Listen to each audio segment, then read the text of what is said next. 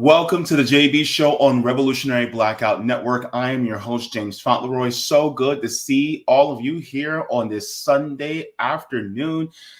The JB Show is live on Revolutionary Blackout every Sundays at 1 p.m. And if you want to see me again on Revolutionary Blackout Network, you can see me on Thursdays with the Sabby and JB Show with my co-host, Sabby Sabs, with me as well. If you guys would like to, you guys can also go to my channel, the JB Font channel, if you guys would like to. That's linked in the description down below. I also have my own channel there where I discuss very similar topics, but from my own perspective on the channel. So thank you very much for that. If you guys have not already, you guys can go ahead and give a like to the stream. This actually pushes us out into the algorithm so that we can inform as well as encourage and activate more people. So thank you so very much for that as well. And if you guys have not, also make sure to like and to share and subscribe as well. For these topics are really important for us to really get into.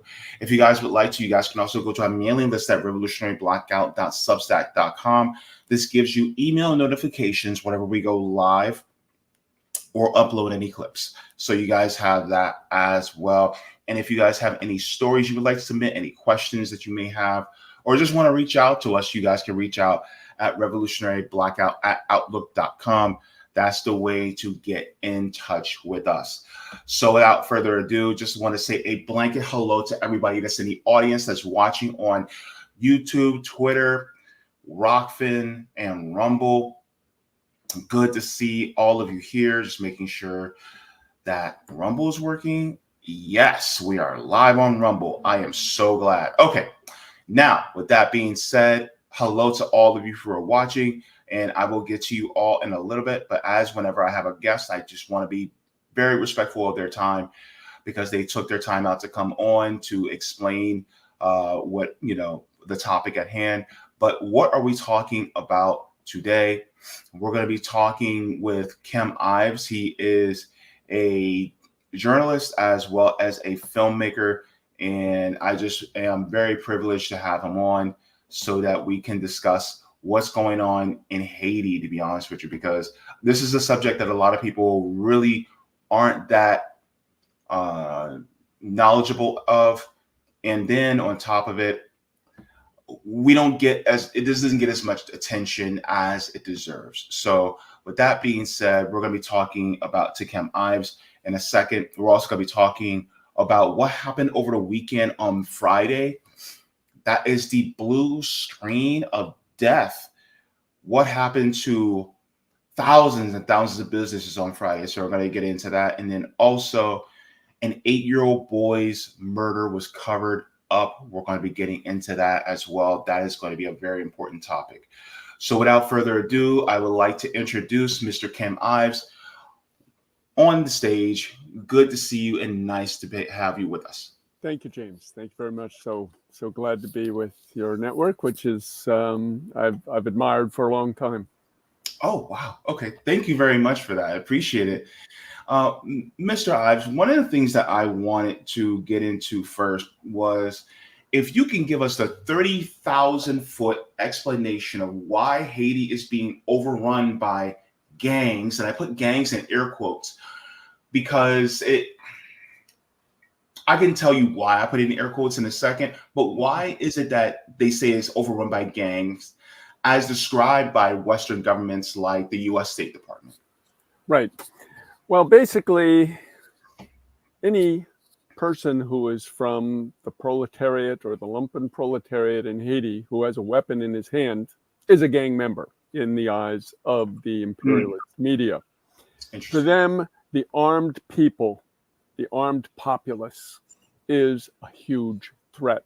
This is their nightmare. This is the biggest danger they can imagine. So the first step that they have, and this is true in any war, is to lie about it, is to create it, make it a monster, make them criminals, make them scary, make them bad guys, so we can go and crush them. Essentially, but that kind of sounds to me like how we're treated, those of us of a certain melanin complexion. There you go. United States, right? Absolutely. Yeah. No, the melanin challenge, like myself, are they're good to go, but you guys get immediately targeted from birth. So, um, but in Haiti, it's compounded by the fact that over the past 40, 50 years, Haiti has undergone neoliberal reforms, which basically meant that the old agricultural economy that Haiti had uh, for most of the century was destroyed because the U.S.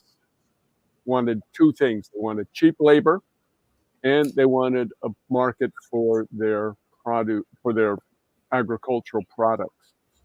And what they began doing in the 1980s was to dump food on Haiti, primarily rice, wheat, etc., through USAID, what they call PL 480, Public Law 480, Title II, which was free food.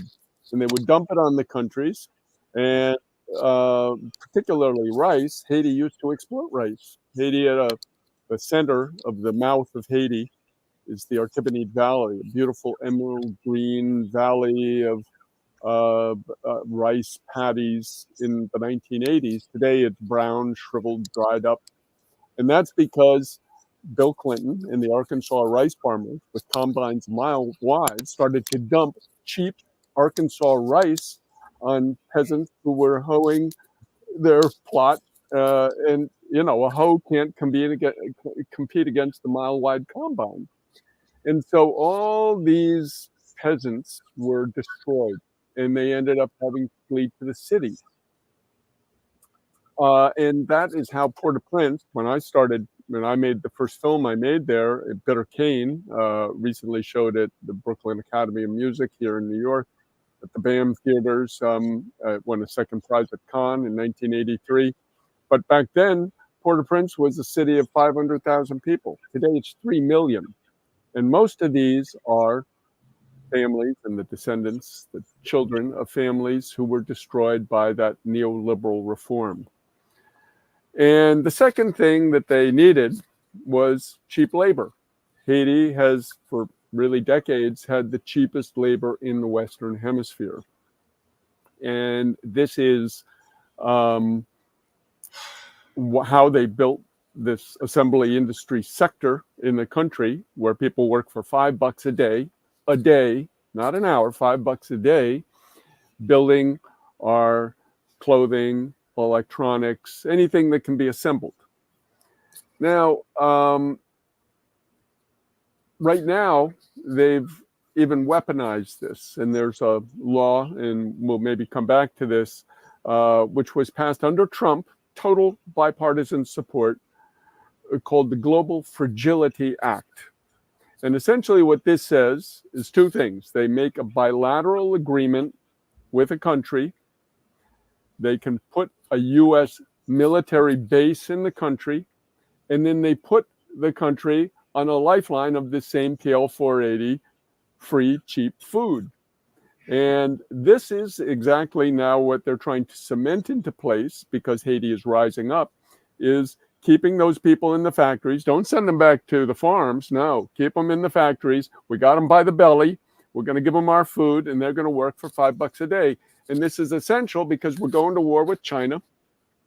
We need to have somebody in this hemisphere close by, 600 miles southeast of Florida, who can make our cheap products again. And so this is strategically very important for the U.S. So essentially, just to finish the idea, James, is that we've seen an explosion of the cities of Port-au-Prince. And these destroyed peasants, or the peasants whose economy has been destroyed, have ended up, and they've become this giant proletariat, or in the case of Haiti mostly these days, lumpen proletariat, that is proletarians without a job. And many of them have to turn to crime. Yes, and there have been criminal gangs that have emerged in Haiti, as you have in any lumpen proletariat. But many of what they call gangs are in fact anti-gang. They are vigilante groups. They're fighting criminality. They're trying to keep crime out of their neighborhoods. And those are the ones who are targeted. Why? Because they're coming with a revolutionary program, which is we need to overthrow the system. We need to change it. And they don't put it in any Marxist terms that we know of, that we're familiar with, I should say. But they just say, we want everything for everybody. It's really simple, really straight up. We want roads, hospitals, schools, sanitation, electricity, internet, all the basics of life, which we don't have now because they are living in lakes of sewage with no schools, with no future, nothing, no food often. And this is what the fight is. They are fighting for survival, and they are armed, and they mean business, and they're not afraid to die. Jimmy Cherizier, who is really the leader of this coalition of armed groups in Haiti, often says that. He said, we're dead already. We're not afraid to die. And this is what we see in Hamas. This is what we see in Gaza. This is what we see in all the countries of the third world, is these people have nothing to lose but their chains. Okay, so first of all, it is quite interesting how the proletariat always reaches the same conclusion when we are exploited, right? Because this sounds like, I want to get to one part, but I'll get back to this in a second. But it sounds like their rise against crime as well as against what the crimes of the state is doing is the same response that the Young Lords, the Young Patriots, and the Black Panthers also did in the 1960s. That's what it looks like that they're doing there. And maybe I'm overstepping a little bit, but this feels like a neo-chattel slavery that's happening within Haiti, because they want that continued, because we got to remember that people are a resource too. People are a natural resource. So therefore they want those workers in order to be able to make their cheap products and services. Variable capital. Yeah. Yeah. I wanted to share this just to get your reaction to it. This is out of Haiti as well. Wakan George says Haitian-led solutions lead to food security that ensures independence, which protects Haiti's sovereignty, rice from the canal. Brought to you by Haitian farmers. Let's just take a look at this video. It's only about 40 seconds.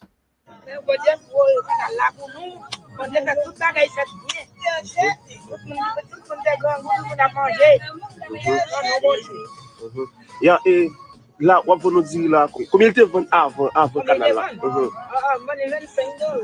Il te vend $25. Mais combien Combien vend combien? Ah, mais dis à 200 000? Wow, dis à 200 000.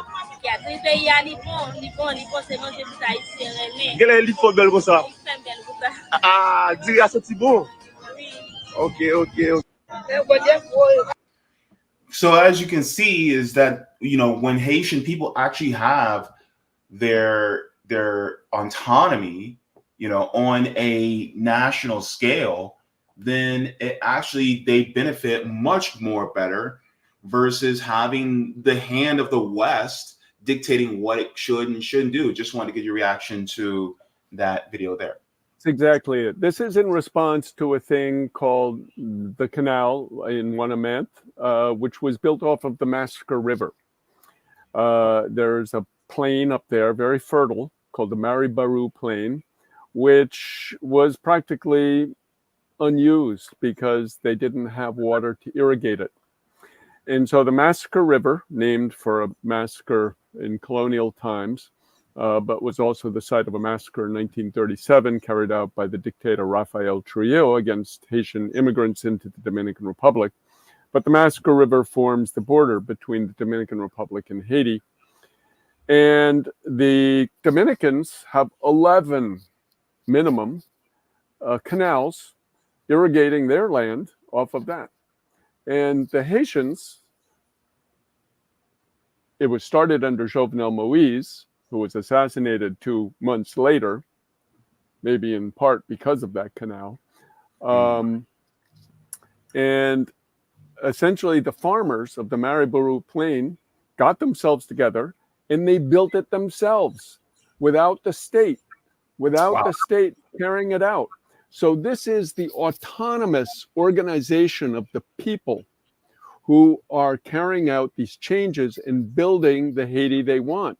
And it's not the USAID, Catholic Charities, CARE, all the NGO edifice mafia that come in and direct it. It's the Haitian people themselves. It's the grassroots.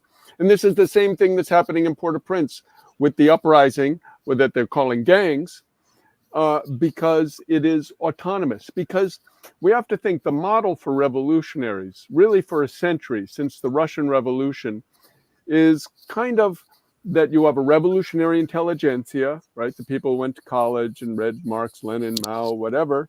And then the masses who need their leadership. And they come and they provide a leadership for the revolution. And this has really been the model up until now. But what we see happening in Haiti today, and this is why, ironically, James, you see a lot of leftists who are against the gangs and fundamentally, objectively supporting the U.S. imperialist project of this proxy force that they're sending in the form of Kenyans, etc. But Haitians are really doing it the way that Jean-Jacques Dessalines did it in 1804, the way that Charlemagne Perrault did it in 1915. And these were not led by a revolutionary intelligentsia, vanguard party, which I have no problem with the vanguard party. On the contrary, I've spent my life working in Haitian vanguard parties or attempts at it. But this really came up from the grassroots. Jimmy Cherizier, the leader of this Vivre Ensemble armed group coalition in Port-au-Prince, he was a former cop. He grew up in the gutter. He was born in the streets of Port-au-Prince. His mom was a street vendor who sold barbecue meats on the street. That's how he got his nickname, Barbecue, Jimmy Barbecue.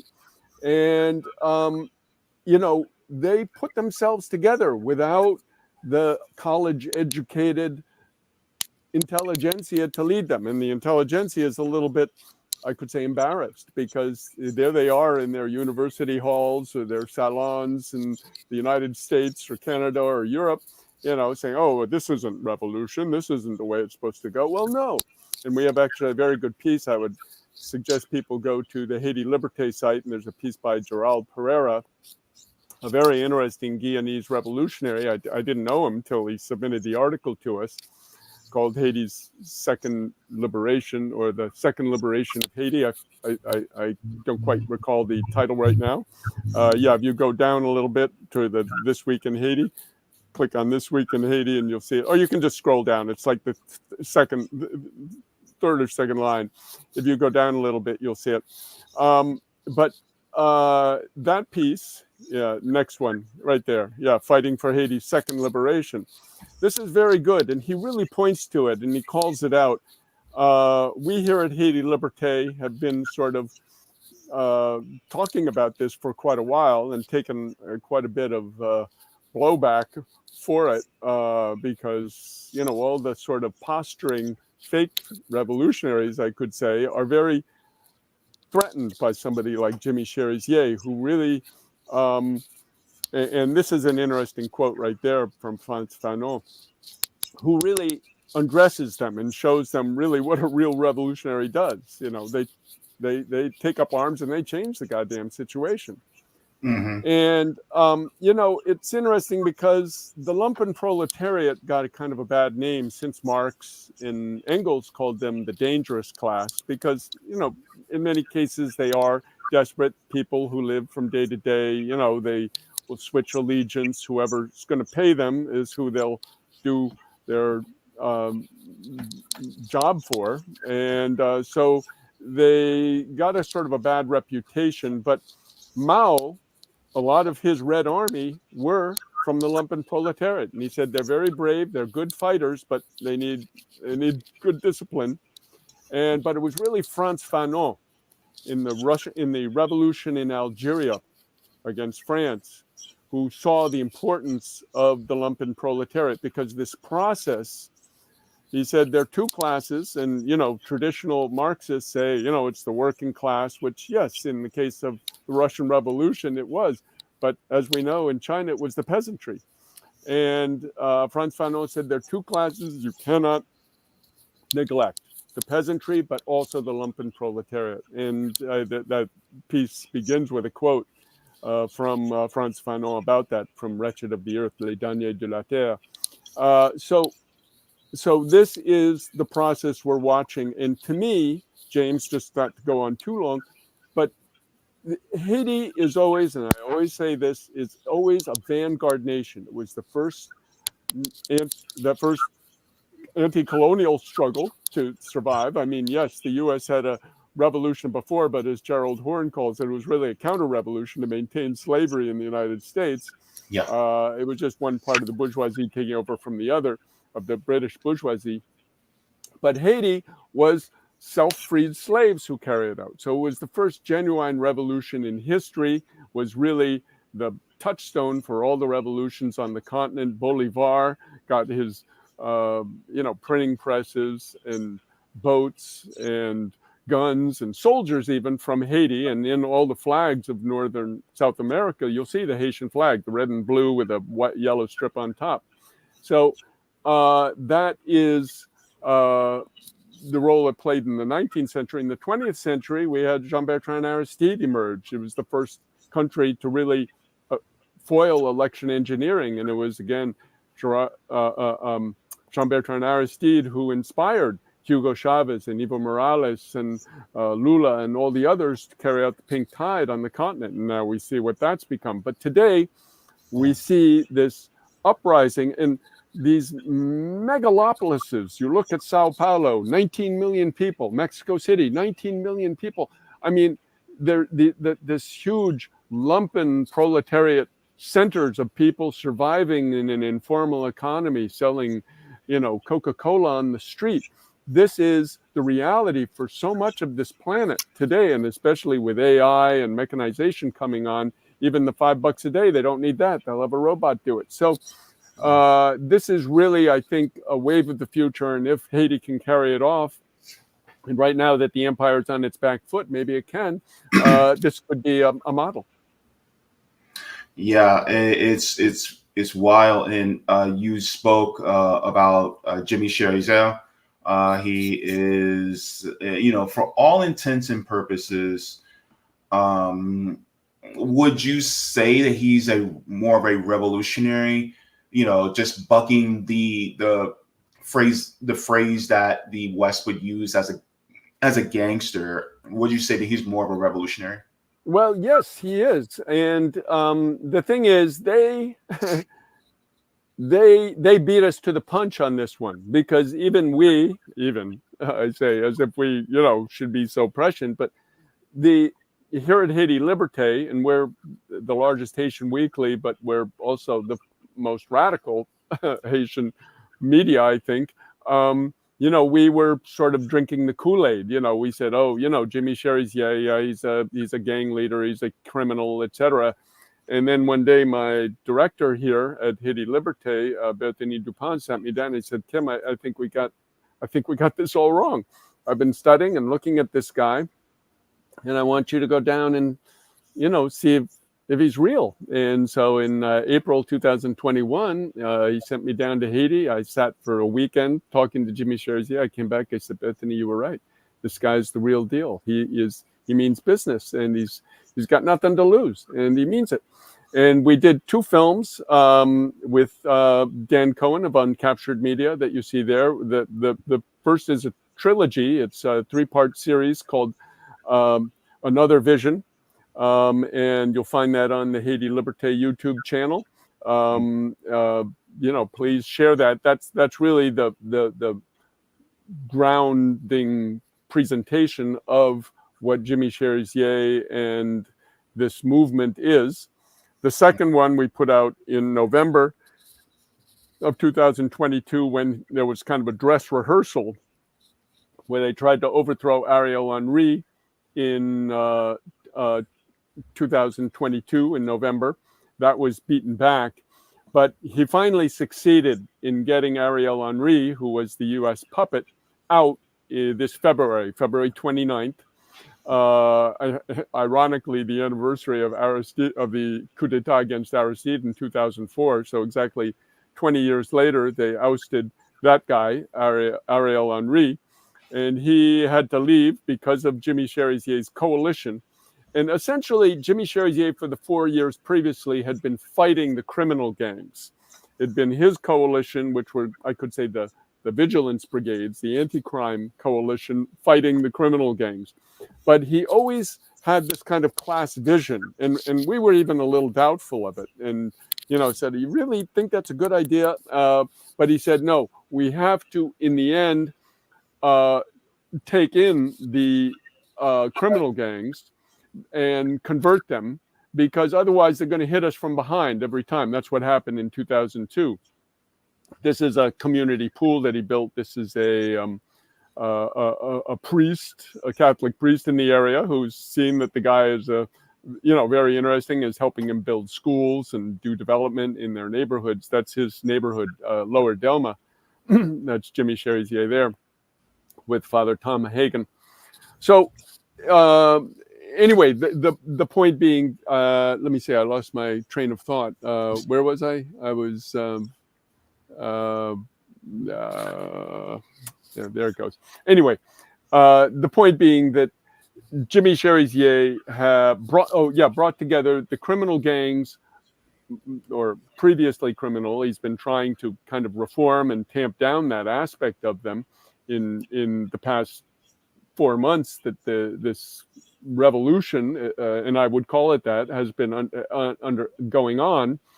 Yeah. And it's a little bit, I said this on the Democracy Now! Interview back in April, it's a little bit like Mao Zedong with Chiang Kai-shek. To get the Japanese out of China, he had to make a united front with Chiang Kai-shek, who was his biggest enemy, right? And they did drive the Japanese out. In a way, Jimmy Cherizier had to unite with his enemy to, stop the imperialists from coming in and killing them all. And that's, I think, basically, I haven't been in on the meetings, but he's been saying to them, listen, we're all going down when the imperialists come in and invade, so you have all the interest to join with me. So right now, that's the process. That's where we are. It's very touch and go.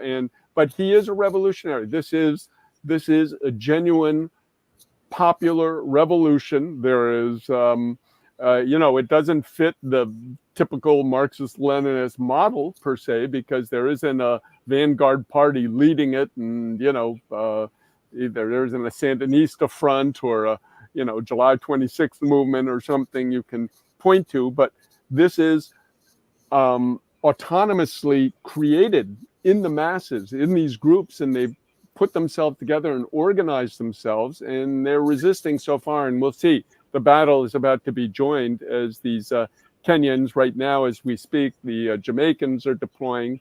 They're, bringing in a lot of these, proxy blackface troops to do the job for the U.S. And again, the reason for that, James, is they want to put in a puppet president who will be elected, quote unquote, selected in the case the Haitians would call it.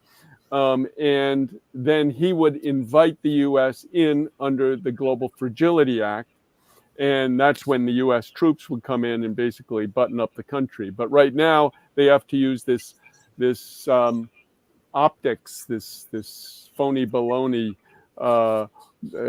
Pan-African force to put in the puppet who will do the inviting. Back in 1915, when the U.S. came in, they invaded. Then they put in a puppet who invited them in, and it was too ugly. It was too clear. In the 21st century, we do things with a little more veneer. Gotcha. You kind of reminded me of I did a class with a group of Midwestern Marx Institute, and one of the things that was taught to me in the basics of Marxism class is that each region has a certain flavor of revolution. So you have the Bolivarian version of a revolution. Then you have the Bolshevik Revolution. You have the Chinese Revolution. And Haitian Revolution has its own flavor, and I liken it to chicken. I'm hungry, so I'm gonna go with chicken. But so you have chicken cacciatore, chicken tetrazzini. You have different versions of fried chicken. You also have chicken. You have what's it called? There's different versions, right? But in the essence of it, it's still chicken. Whether it's a chicken that's ground up and made into a burger, or is chicken that is put on skewers, it is still essentially chicken. So it's the same thing with the proletarian revolution.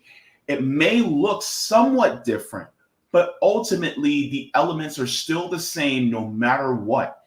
And the elements are the people who are at the bottom, who are the majority of the people, rising up against a state or actors who have control of the means of production in the ownership of the government, that are really pushing people into exploitation. So I hope that analogy worked.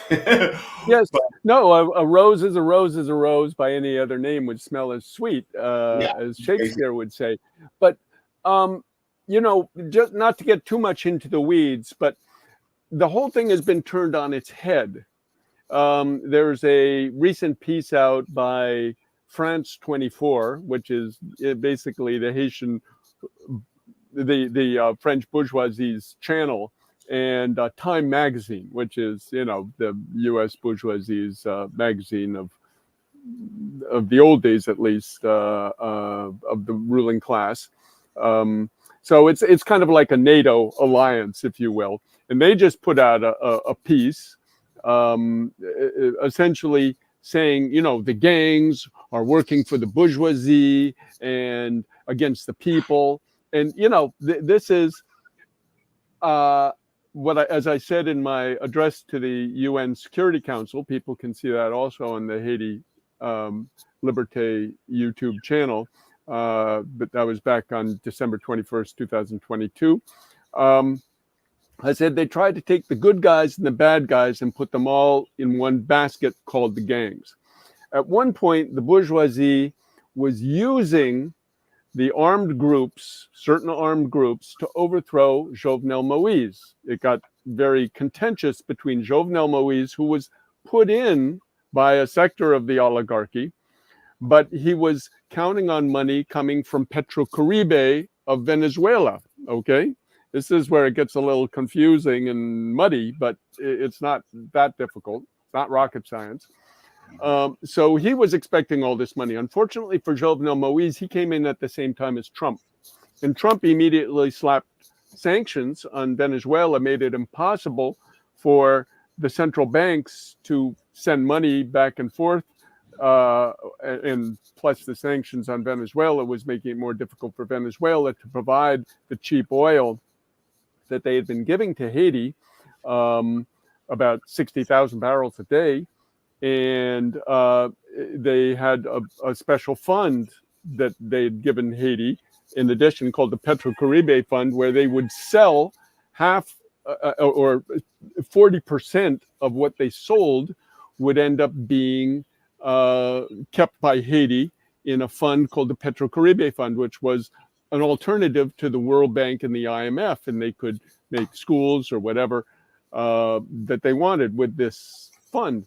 But instead, it got pilfered, a lot of it, and that all came to a screeching halt when Jovenel Moïse came in. So he started to turn back to that bourgeoisie, which had put him into power, and say, listen, you guys got to ante up because I've made all these promises to the people, 24/7 electricity and, roads. And he was from the peasantry. He was, he did have a populist streak, and he really did want to bring a change to the peasants. And he was very popular actually in the countryside, but in the city he wasn't. And the bourgeoisie turned on him. They were trying to overthrow him, and one of the reasons, or one of the ways they were trying to do that was to arm these gangs to fight him and overthrow him. And a lot of them have come out and said, yeah, we were hired by the so-called opposition to overthrow Jovenel Moïse. So now there ended up being a conflict between Jovenel Moïse and the bourgeoisie. And when the battle finally got finished between the two of them, they killed him. They imported in Colombians, assassinated him, probably with a wink and a nod, if not the full participation of the U.S. So all of this is to say that these gangs had been used by the bourgeoisie, but they have turned against them. And that was always Jimmy Cherizier's message to them, said, instead of fighting each other, let's turn our guns on the bourgeoisie. And that is what we're seeing in Haiti today. Yeah. To me, that's like saying that the Black Panther Party was a tool of the government. It's like that. Well, the comparison to the Panthers and the Young Lords is very apt. And in fact, talking to, Juan Gonzalez at Democracy Now!, who was a Young Lord leader, he immediately gets the whole what's happening in Haiti. And so these were, in fact, revolutionary movements, which were, at the time, this was before you were born, but, they were being demonized or cast as criminal elements, basically hoods, Yeah, that's crazy. And when it comes to the U.S. government, really it's the U.S. government, Canada, and France that are all really truly involved in this, from what I've observed. And correct. It feels like France is basically trying to make sure that they just do not let Haiti go. It's like, for instance, what happened in Niger and Burkina Faso and Mali, where France was essentially kicked out. They want to keep France as a neo-vassal state as much as they possibly can. And it feels like France especially is on more like a razor's edge. They're more nervous now because of the Sahel states that they basically lost. Do you feel like France is now in more of a feel like they're on pins and needles trying to keep a hold of Haiti as much as possible? Yeah, well, it's interesting because I've watched this over the course of my life because I was sort of drafted into the struggle as a teenager. But it used to be that the French and the Canadians were sort of the good cops and the U.S. were the bad cops. But it's switched over the course of these 40 years or so to where now they're the bad cops and the U.S. is the good cop, sitting in the back. So they've switched roles.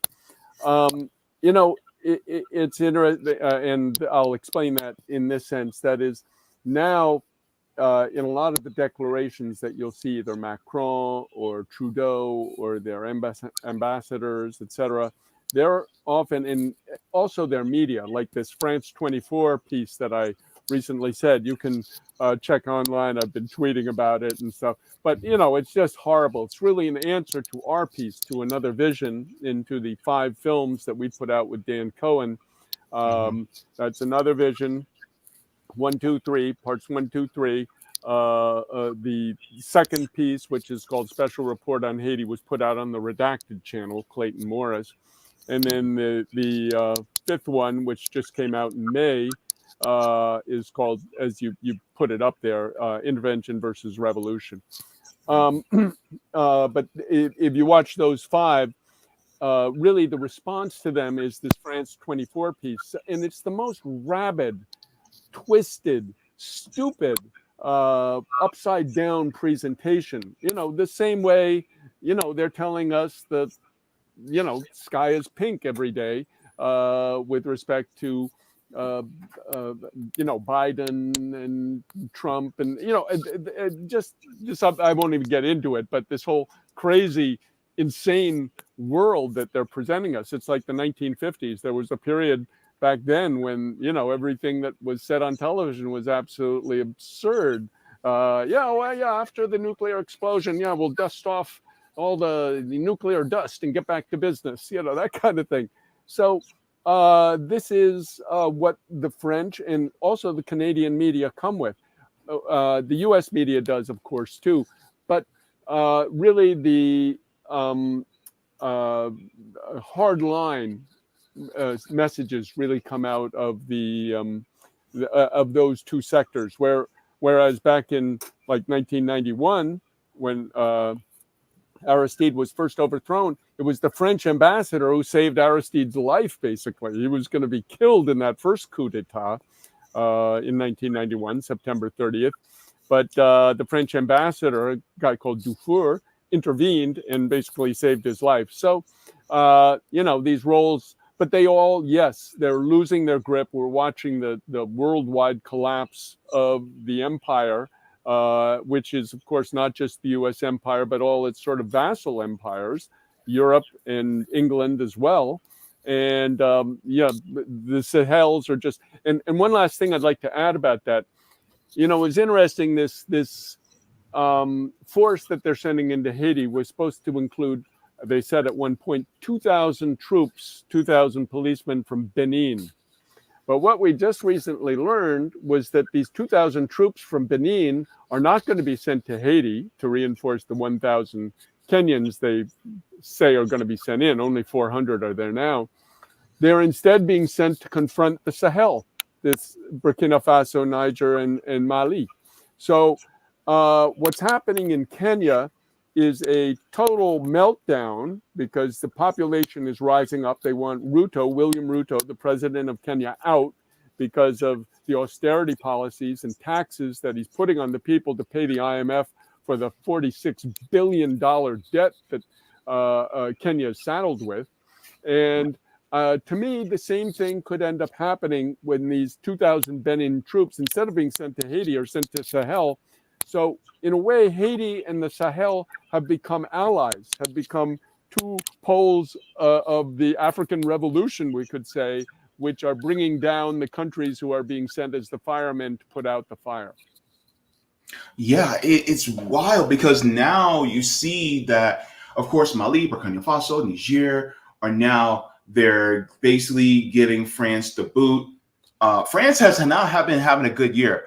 And then, of course, and the U.S. too, actually, right? Yeah, I mean, with the drone bases being largely, too. Yeah. And then you have, you know, the uprising of the people in Kenya, against Ruto, that is basically saying, no, we do not want this new tax. We actually want you out. Then on top of that, you have the gangs that really it would be the equivalent of the Crips and Bloods having a truce and then coming to become more revolutionary in their tactics. That's basically what it feels like that's going on in Haiti. And, you know, and then on top of it, from what I've observed, is that the more kind of liberal in the left parties in France also essentially are ousting one of the top political leaders in France. So now you also have people like Macron that's, you know, biting his nails, going, what in the world is going on with this system that I'm trying to maintain? And something tells me that his people who own him, like the billionaires and the oligarchs, are the ones going, look, if you do not get a hold of the Sahel states, and if you do not get a hold of Haiti, and you don't get this country back under our real control, it's curtains for you.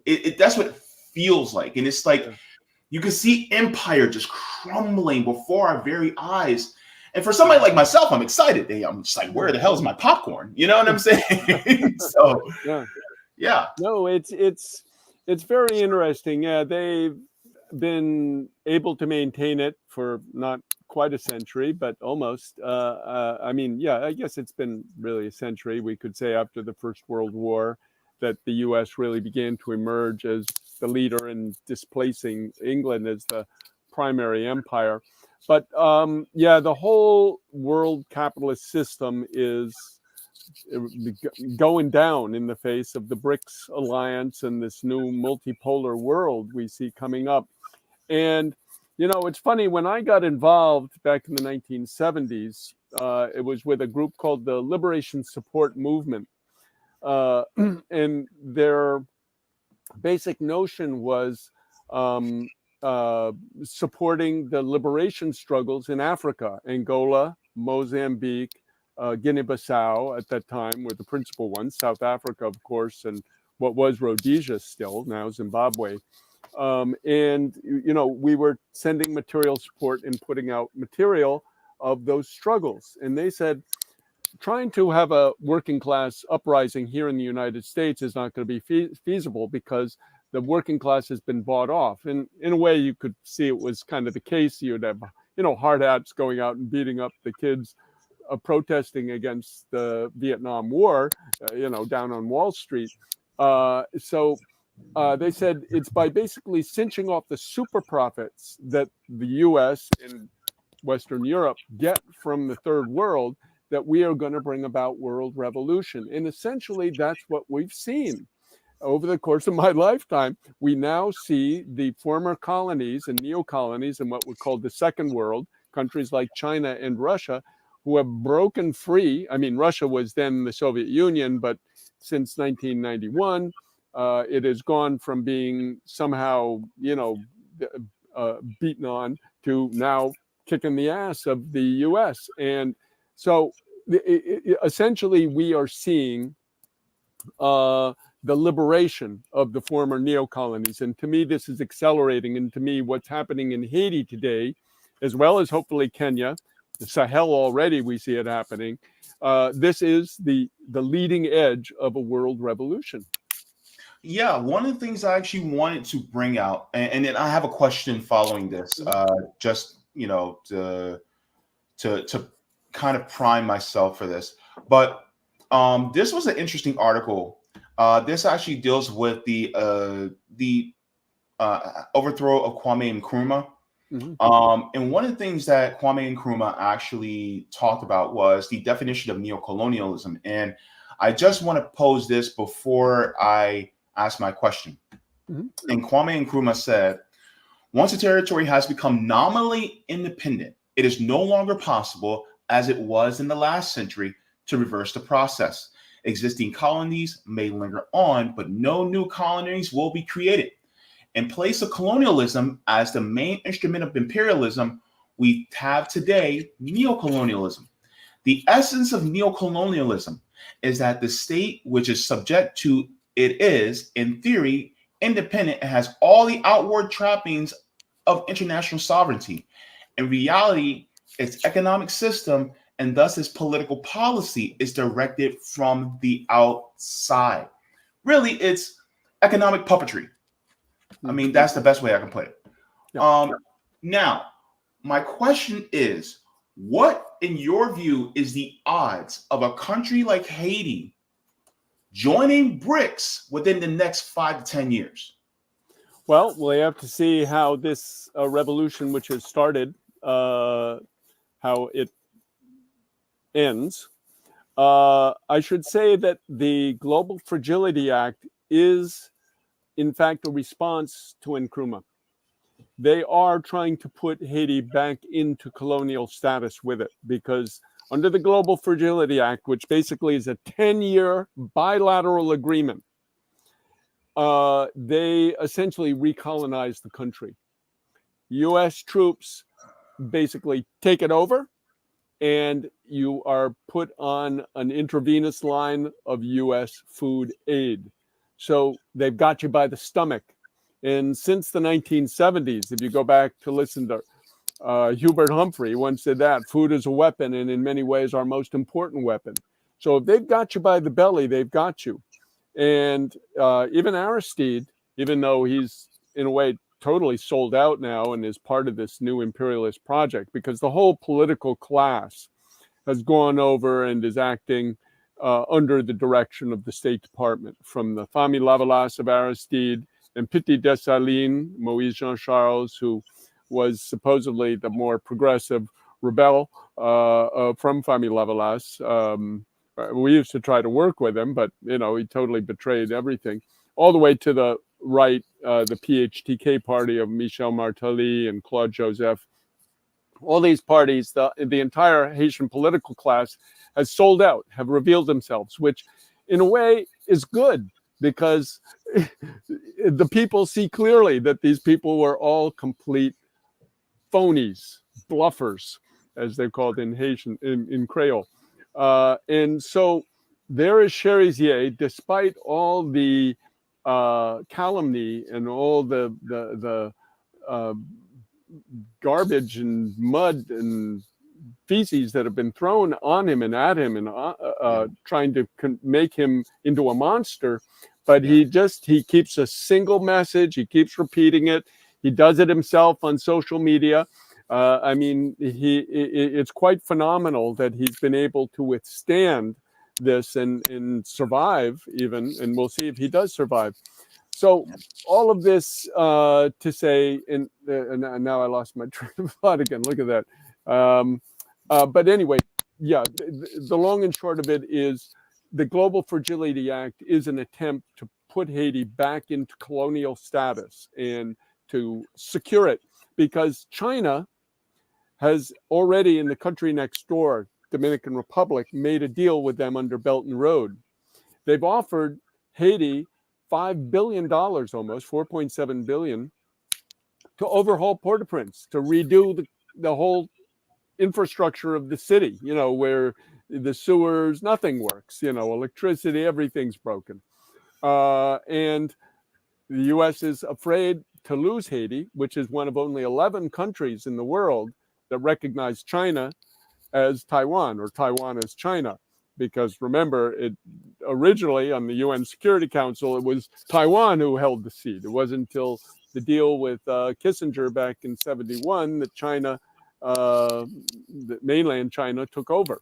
So Haiti is one of the last countries in the world, and only 2 of them have a population of over 1 million. Most of them are little micro states like Tuvalu or St. Kitts or something like that. So now they're very anxious to hang on to Haiti, and that's why Haiti is the premier case, the test case for the Global Fragility Act. They have 5 other countries: Libya, Papua New Guinea, Mozambique, and they say West Africa. I don't know why they call West Africa a country, but countries like Cote d'Ivoire, etc., who they are focusing on, because they see this tide from Sahel to Haiti to Kenya, coming, and they're trying to staunch the flow. They're trying to cauterize the hemorrhage. Wow. Man, that's a lot. Do you have time for just one more question? Oh yeah, no. Listen, I'm all yours as long as you want. I'm so glad to have be able to talk with you guys after all these years. Yeah.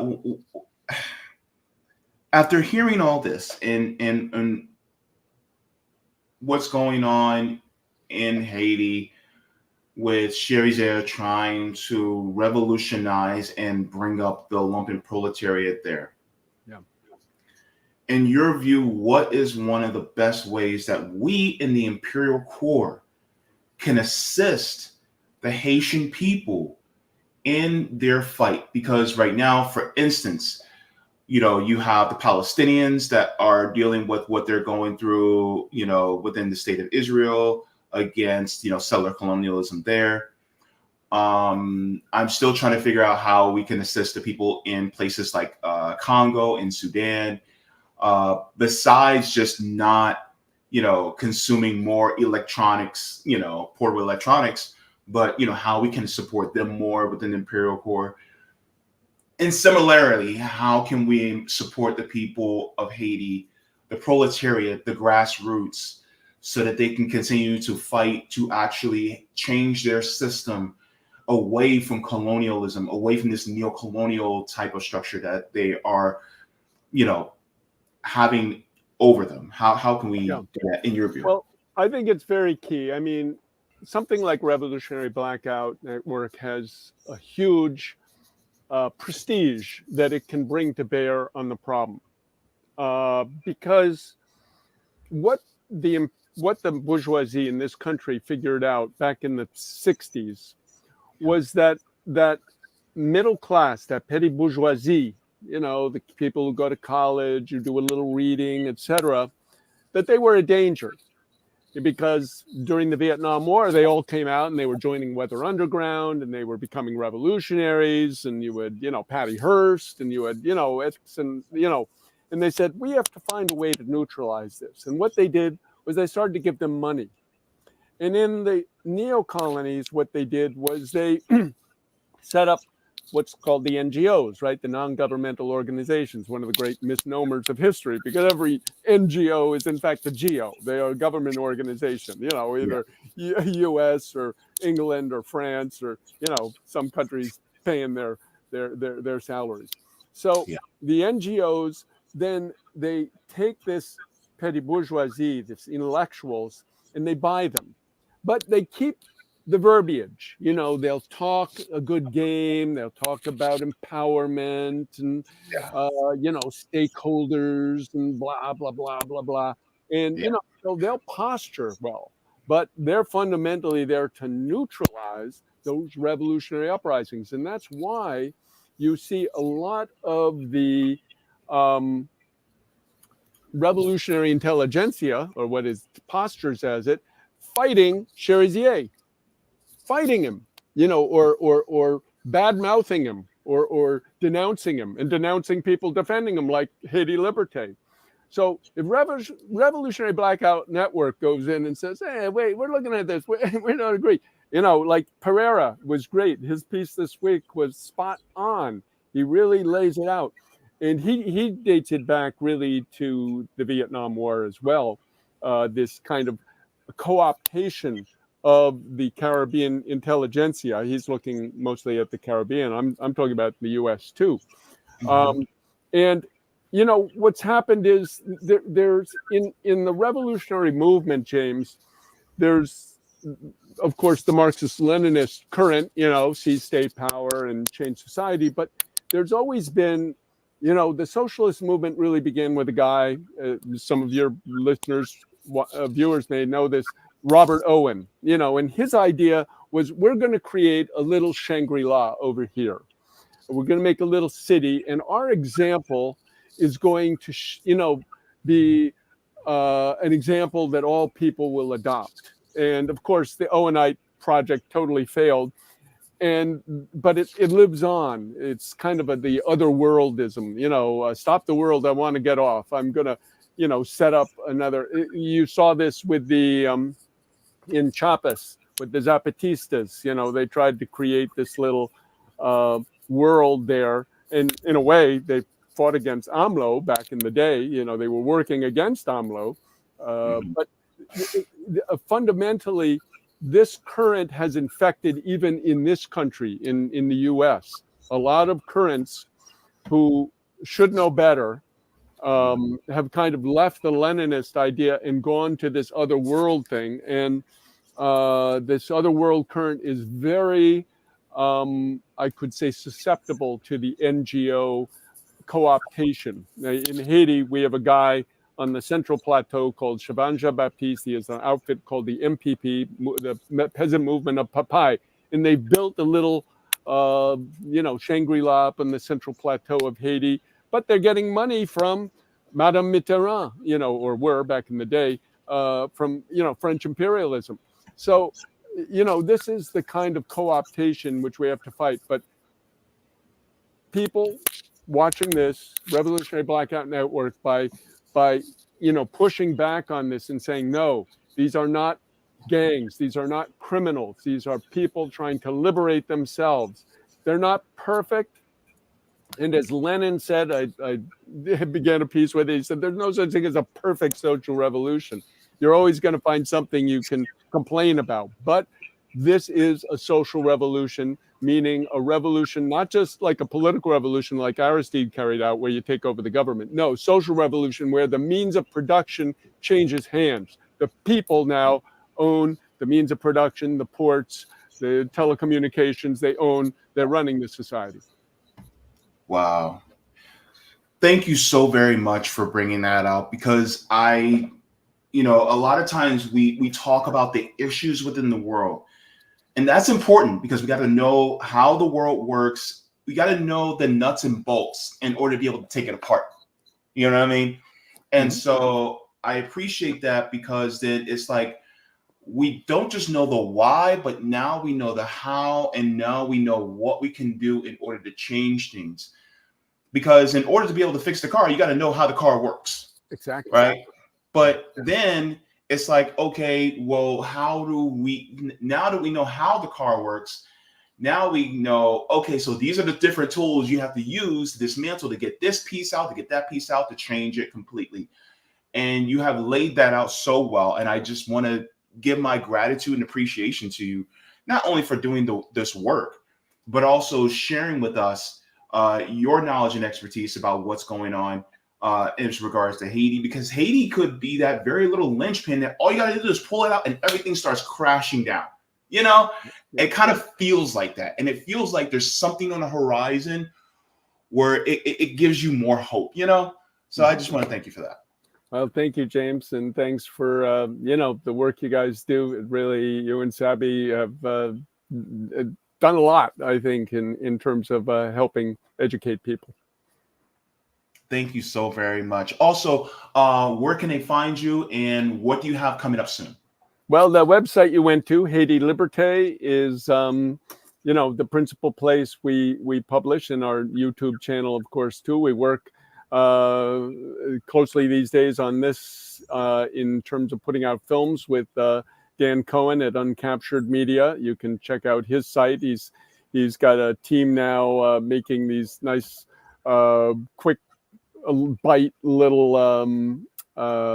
sort of TikTok videos, which explain in a minute the situation, so people can use those too for sort of educating people. Sometimes it's hard to get the attention span of people to go more than a minute or two. So check that out. But yeah, Haiti Liberté, you can see there's Intervention and Revolution, and a number of other videos, but also articles if people want to read back. A lot of the site, most of Haiti Liberté is in French, but we do have an English section, which I edit, called This Week in Haiti. We have Creole as well, as you can see there. Google does, if AI has any redeeming value, it's that it has made translations a little better. But we, encourage people to go and use the Google Translate to translate some of the French articles as well, if we haven't done it in the English section.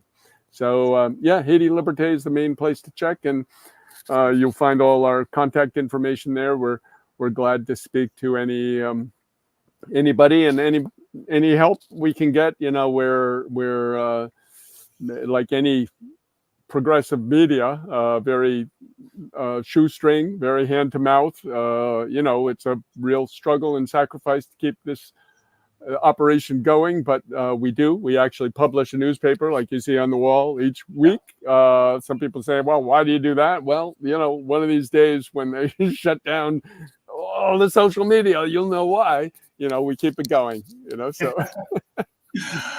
Awesome. Thank you so much, Mr. Kim Ives. It was so good to see you, and I hope to see you very soon. We can talk about other news stories that's happening on the ground, both geopolitically and as well as domestically too. Okay, thanks a lot, James. So really appreciate your time. Thank you so much. Have a great night. Bye.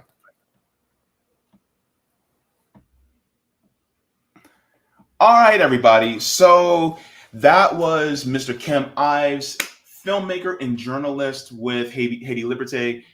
That was a great discussion, and I hope you guys were able to watch and be able to absorb some of the information and glean information from him, especially about what's going on.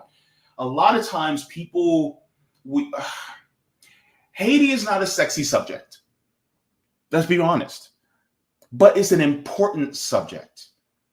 And so this is why it's important for us to hear about what's going on there, so that we know, okay, this is what the oligarchs got their hand in here. And you have to know, it is important to know what your opponent is doing so that you know how to checkmate your opponent. See what I mean? So I think it's important for stories like this. Please make sure, if you have not already, share the article, so that it can push down to the algorithm so we can speak to more people and inform more. And so I want to talk about Haiti more, Sudan. I want to talk more about the Sahel states. There are people who not only at Haiti Liberté, you have Dan Cohen, you have Margaret Kimberly, you have a lot of the people over there at Black Agenda Report that talk about a lot of what's going on in Africa and Haiti as well, within the diaspora. There's so many different people. And so whenever you see somebody talking about what's going on, especially in a lot of African countries and a lot of South American countries, make sure to actually absorb some of that information, because a lot of times what we run into is that the State Department and then the West will try to twist things to make it seem like, well, we're trying to help. We're trying to make things better for them, but their government is corrupt, or they'll make things seem like, it's not our fault. They just have to get themselves together. These Black and brown people just can't seem to get themselves together, So I think that's important for us to focus on that more, to see where it's like, no, they actually can't get themselves together. It's just y'all just keep interfering. So we got to get into that. But with that being said, thank you so very much to everybody. And please make sure to give a like. And I am going to go into the next story in a second. I just want to say hello to people in the chat. And yes, I have been seeing the chat. And yes, I saw the breaking news. I will talk about it just for a brief second, but I know Nick is going to be going live this evening, and it's going to be a fire episode, and I'm going to join. I'm joining. I was going to do a reading, but I may have to just pre-record that reading and have it come out another day. But this is big news. So, but before I get into that, just wanted to give a shout to patrons on Patreon. Without you guys, we would not be able to do this type of work. We are trying to not only talk the talk, but walk the walk. We are doing things on the ground. Just to let you guys know, on Sunday, August 4th, we in the Orlando chapter of RBN will be doing on the ground work. So, in fact, while I'm at it, I haven't got a graphic made up yet, but I want to make sure that I get this done so that if you guys want to, if you guys would like to donate to help us raise money for gift cards, food gift cards, then you guys can do that. I think that's it. Yep. So if you guys would like to, thank you so very much to all of the patrons on Patreon for you guys keep the lights on. Let me share this really quick. We're going to be raising money for in our goal.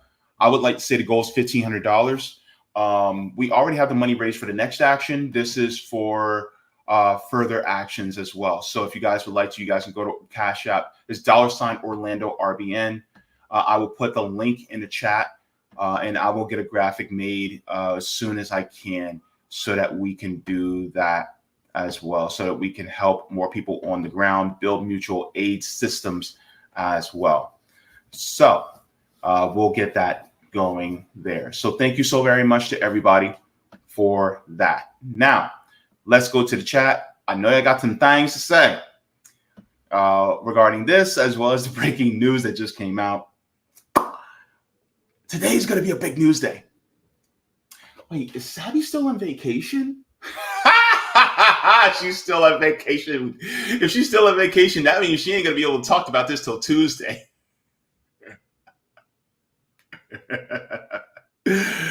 Oh man, she would have loved to go live tonight too. Oh man, sorry, Sabs. All right, we have Chocolate Diet coming in saying, Kim Ives, wow, I'm excited. Kim Ives has done some of the most important journalism in the past decade. Of course, that relegates him to obscurity in the United States. Can we make journalists like Kim Ives, like Aaron Mate, oh my gosh, I'm blanking on her name. She's also a really great journalist. Well, Caitlin Johnstone and many other different journalists, that are independent. Can we make them cool again? Dan Cohen, can we make him cool again? Abby Martin, can we make her cool again? Come on. I think that's worth it. You know what I'm saying? Because they're actually speaking the truth out there. So let's make the independent journalists cool again. All right. Hen Steve says, I got an ad on my screen telling me to click here to block all. That's interesting. Funny. We have CBC voter saying, happy Sunday, everyone. Good to see a CBC voter. Terry Connolly coming in saying, greetings, JB and comrades. Good to see you. Amlacar says, fight, fight, fight. Yes, yes, yes. Randy Bray says, hello, JB. Good to see you. We have WV Marks 1 says, greetings, comrades. Good to see you in the Rockfin. I'm sorry, in the Rumble. I'll get to the Rockfin in a second. And Matt John says, hi, Rad fam. And also Solidarity Palestine. Good to see you, Matt. Wardy coming in saying, hey, everybody. All right. We have Black Man John says, phone app effing up. Ooh, that's not good. I hope you get that squared away, Black Man John. Ant Farm Dairy says, just tap Hillary's Haiti fund. I meant to talk about that, about how the Red Cross raised over $500 million and they only built 6 homes. I forgot to ask him about that. Lord and Lord, see how time passes by when you're having fun. But yeah, the Red Cross also, stop giving money to the Red Cross. They don't do nothing for nobody. These NGOs, right? Travelers Wolf says, hello, good to see you, Travelers Wolf. What you eating over there, Travelers Wolf? Nice to have you. Savvy Bite says, Aye, Bobo. I taught Haitian dance for 12. Oh, nice. Okay, I see you, Savvy Bites. All right. Teaching people how to move, how to groove. Yeah, okay. All right. So let's go to Not Your Mama, says JB looking posh AF. Thank you so much. Saldivar says Yemen too. Traverse Wolf. Now, why you gotta do me like that? Did JB just return from a parole hearing? Why gotta be parole? Maybe I just came back from a wedding. Come on now. Rome. Breaking news. Biden is out.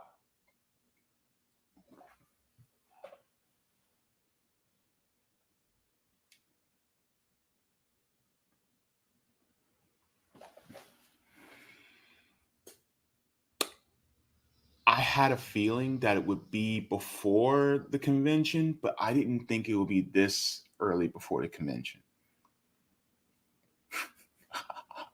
This is hilarious. This is funny news.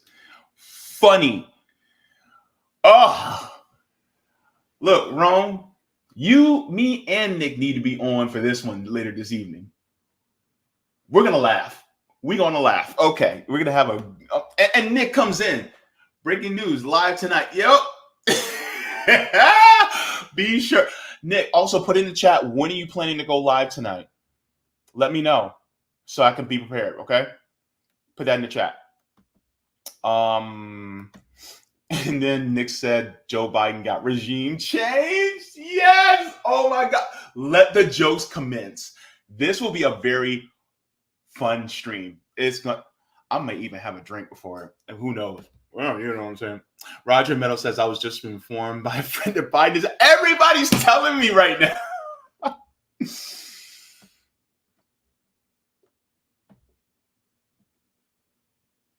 Let me share it. I got it already ready, just set to go. Okay, all right. Let's read the letter. I'm gonna read the first paragraph. I'm not gonna read the rest. I'm gonna let Nick read the rest later tonight. Okay. All right. So it says from Joseph Robinette Biden Jr. It says, my fellow Americans, over the past 3.5 years, we have made great progress as a nation. See how he's already trying to bullshit y'all. Today, America is the strongest economy in the world. We made historic investments in rebuilding our nation, in lowering prescription drug costs for seniors, and in expanding affordable health care to a record number of Americans. Notice he didn't say all. We provided critically needed care to 1 million veterans exposed to toxic substances. Yet the VA is on a hiring freeze and they are overworking their doctors. They don't tell you that either. Passed the first gun safety law in 30 years, despite a former president nearly being shot and killed. Appointed the first African-American woman to the Supreme Court who stands with corporations. I'm sorry, I'm adding my commentary. Deal with it. And passed the most significant climate legislation in the history of the world, except for the Willow Project that continues to drill in indigenous lands. America has never been better positioned to lead than we are today. Even though there are other countries that are leaving the petrodollar and making the dollar weaker, as we can see on the world stage, aka BRICS. So I'm not going to read the rest. I'm going to leave that to the stream tonight, okay? But it's hilarious. He's trying to prime things up. Oh, Lord. This is going to be fun. It's going to be fun. Boy. Let me see. Hang on. No, JB, let's cover this in 30 minutes. Look, let me do my other two segments. You can jump on this stream if you want, or we can make a whole new stream. I don't care whichever one you want to do, but we can make it happen, bro. Because look, I got the turkey wings on the slow cooker. We good. We good, bro. Thank God I put the turkey wings on the slow cooker. Okay, 30 minutes. Okay. All right, cool. All right. So what I'm going to do is I'm going to get through these two stories, and I'm going to make sure that I do it within 30 minutes so that Nick can come in, and then I'll join him for the next stream, okay? So just to let you guys know. So let me go to the Rockfin just to check. There's anybody in there? We're good. Let's go to our next story that I want to cover. So, yeah, so Zoya's saying new stream in 30 minutes. All right, so once the stream is over, jump over to the next stream, and then we'll cover the breaking news, okay? All right, perfect. Thank you very much for that, Zoya. All right, now, next story we're going to cover, I want to cover this. We're going to talk about an 8-year-old's murder covered up.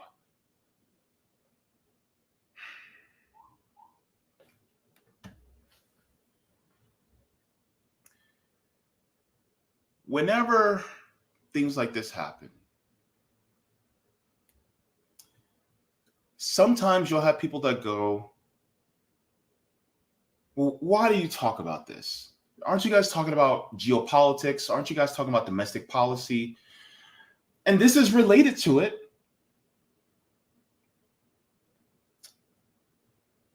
And I am tired of seeing young people that look like me that are murdered and killed in the streets.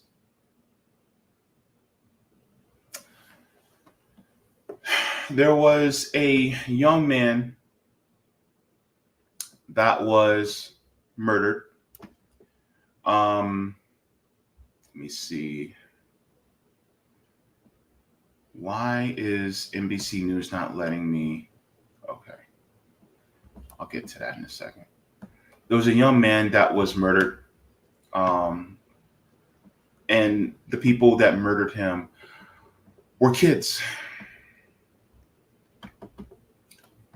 And so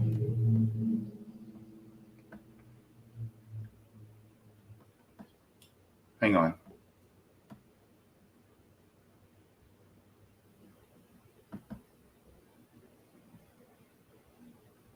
Okay. So one of the things that I want to get into is this particular story. Let me get my notes here.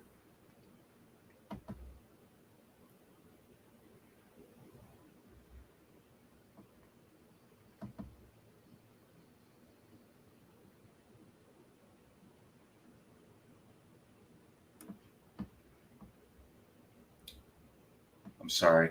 Just 1 second.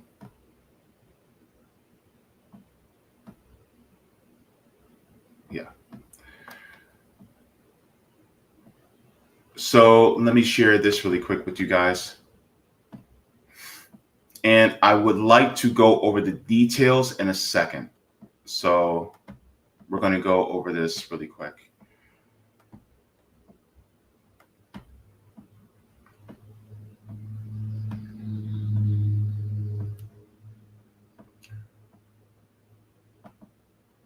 All right. So here is the story.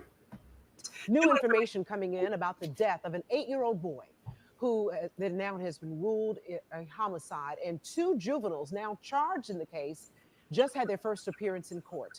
All of this comes nearly 2 months after investigators found 8-year-old Noah Bush's body not far from his home near Jessup, hours after he went missing. The WTOC team has been tackling this news all day long as the district attorney made the announcement, followed by the juvenile detention hearing. Lindsay Singer joining us now in the WTOC newsroom. Lindsay, we'll never forget the family saying from day one that they thought that there was no way their son would go into that water willingly.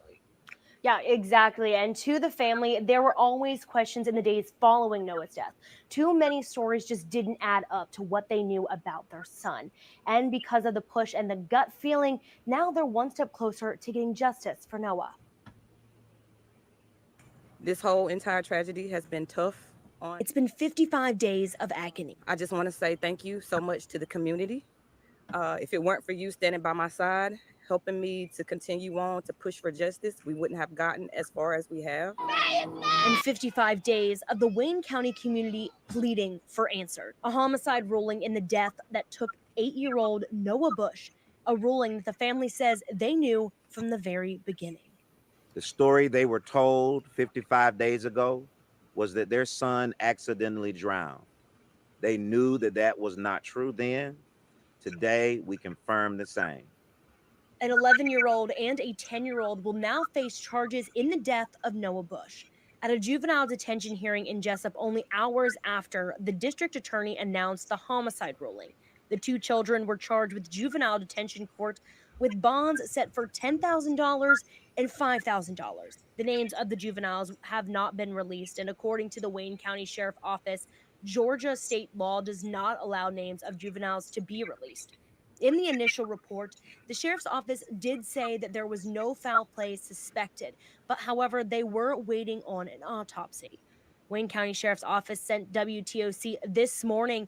They stated that they received the autopsy report on July 8th, and that confirmed the absence of an injury for his body consistent with a fight or use of a weapon. The medical examiner ruled the cause of death as drowning. According to the family lawyer, Noah walked away with 2 boys he knew, and they believe that that turned into an argument that ended in tragedy. He walked away with people he thought were friends and trustworthy. The Wayne County Sheriff Office says that they are still investigating if any adults had knowledge or involvement, and say if they do find a reason to believe that, it will not take 55 days to make an arrest.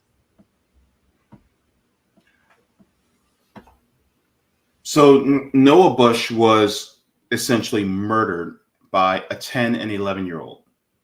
An 8-year-old was murdered. And a lot of people may say, well, this is kind of an open and shut. Now that we know who murdered him, that he was actually murdered by these two juveniles, that's done, right? I have my questions because it feels like it was still covered up. Now, I want to get into this article here. It says, family of boy who drowned in borrow pit calls for more arrests after 10 and 11-year-old are charged weeks later. It says Noah Bush's family was told he was accidentally drowned. Nearly 2 months later, officials ruled it a homicide. Now, the officials told him that he accidentally drowned. Really? Let's go into this. It says it took 55 days to confirm, but Noah Bush's family had known for weeks his death was not an accident, as authorities had initially insisted. Now, the family of the 8-year-old Georgia boy who drowned in a construction pit in May is calling for more arrests and a deeper investigation into the child's death, which has been ruled a homicide. The two boys, ages 10 and 11, have been arrested and charged in Noah's death. But attorney for the family, Francis Johnson, said that the Bushes are calling for the arrest of any adults who may have had a role in covering up the boys' actions, and criticized a sheriff's department for weeks said Noah's death was an accident. So essentially, from what you could see here, it was he died by accident. That's it. Right? But now they're saying that it was actually intentional that this little boy was killed. And the family had a feeling, and now it's confirmed, but the police kept telling them it was an accident. It was an accident? Look, I'm going to tell you right now. Let a married white woman call the police and she has bruises all over her. What's the first thing that they're going to do as soon as they see those bruises on that woman? They're going to, well, sir, we have to detain you just in case. That's just proper protocol.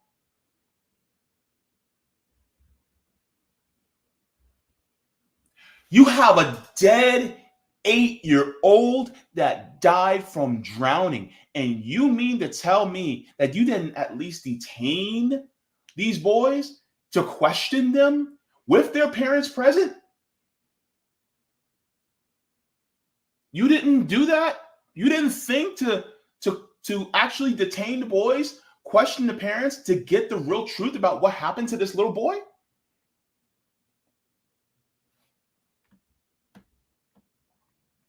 $55 days?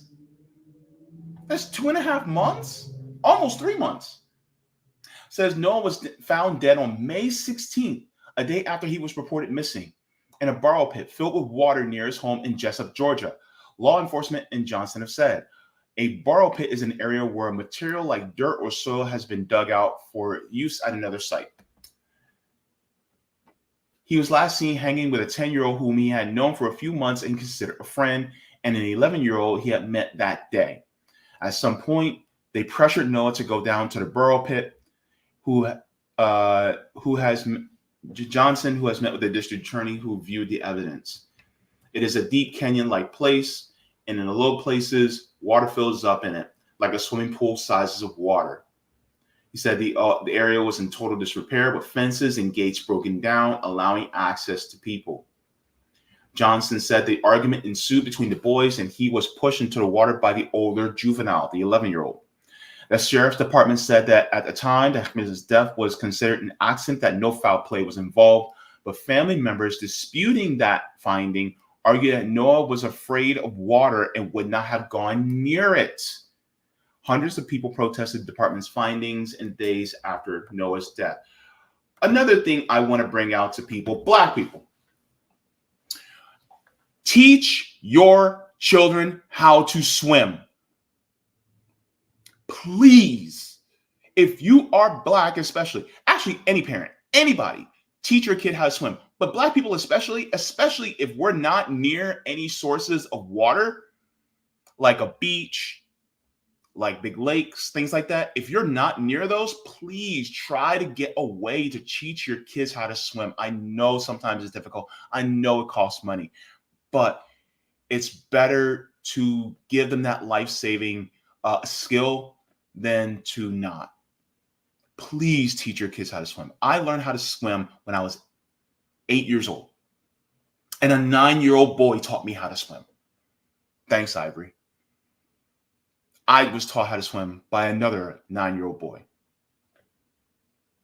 And so please, if you can, make sure your kids know how to swim. Basic swimming. They don't have to be Michael Phelps. They just need to know how to float and keep their head above water. Please. Let's continue. Now it says that the mother always believed that there was more to this. That's little Noah right there. Noah Bush. Now, here is the point that I would like to point out. It says the sheriff's office reversed course nearly 2 months after the boy was found dead, saying that this new release that Noah's death had been ruled a homicide after it's been discovered during the investigation that one of the boys pushed him into the deep portion of the burrow pit that they were waiting in. The Wayne County Coroner's Office did not immediately respond to a request for comment. Says the sheriff's office did not immediately respond to a request for comment about the Johnsons' allegations. Says now the 2 boys were arrested. Said the 11-year-old has been charged with involuntary manslaughter, simple battery, concealing the death of another, and criminal trespass, while the 10-year-old was charged with concealing the death of another and criminal trespass. Of course, the boys are not going to be publicly named because they are under the age of 18. They're juveniles. One of the things that I want to bring out is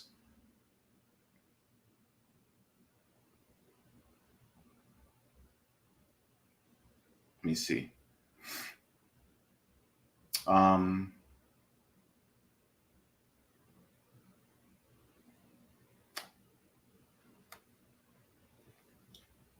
It says Noah's family didn't come from any great means, but neither are people who are accused of this manslaughter.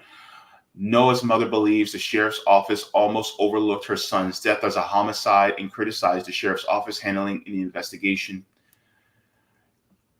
Quote, it is her belief that ultimately her child did not matter to them.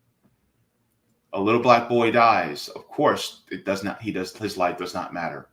Noah was Black. Johnson said the 2 boys who arrested were white. The sheriff's department did not respond to the questions from NBC News about the family's allegations. Says there may be others who are involved in concealing the actions of the 10-year and 11-year-old, and everyone who was involved in that, who was party to those crimes, should be held to account. But he said the family is grateful to the local district attorney for ultimately determining that the 2 boys and one of their mothers should face charges. The Brunswick Judicial Circuit District Attorney said that it does not comment on ongoing prosecutions. So let me go into this as well, because what the family had to get into in order to find all this out will piss you off. Now, let me go into this, because I think this is also really important as well. So let's go. That breaking news coverage out of Wayne County. Family lawyers of Noah Bush announcing today his death has been ruled a homicide. Let's get straight over to WTOC's Simone McKinney, who joins us in the newsroom. And Simone, you were listening in on that news conference that happened just a few hours ago. That's right, Madeline. The news conference started with lawyers in the family of Noah Bush emphasizing that after 55 days of calls for further investigation, protests from the community members near and far, they were told something they already knew. The death of 8-year-old Noah Bush is being ruled a homicide. So one of the things I wanted to share was this particular tweet, because it actually gives more more details as to what happened, like what the family actually had to do in order to get this ruled a homicide. So it says breaking, 2 racist white supremacist boys aged 10 and 11 and their mother drowned and killed an 8-year-old black boy. Says the police department tried to cover this murder up by intentionally reporting that 8-year-old Noah Bush simply wandered into a construction pit and drowned. This is the police protecting this racist family from prosecuting for lynching 8-year-old Noah Bush. Here's the facts. All right, so Noah Bush's family was not willing to leave it to that and hired a private investigator to look deeper into the case. It was initially reported that was no foul play in Bush's lynching at their autopsy. The racist police changed their tune after new information they discovered during their investigation. But in a new twist of the case, the mother, Natalie Hardison, one of the boys, has now been charged. Natalie Hardison was arrested on 3 charges, including probation violation and making false statements. It says, okay. So the thing is that the family actually had to hire private investigators in order to figure this out. My thing is that there should not have been private investigators to figure this out. The police should have been able to determine that. But the police were willing to just wave it away as it was an accidental drowning. And the parents were like, no, I don't believe that. And so the fact is that if the family had to hire private investigators, there's a cover-up. And this goes into why I say, what are police for? This is why we talk about defunding the police on the road to abolition, because the thing is that not that don't they prevent crime, but they're also preventing crime, charges from being filed against, boys who committed a murder.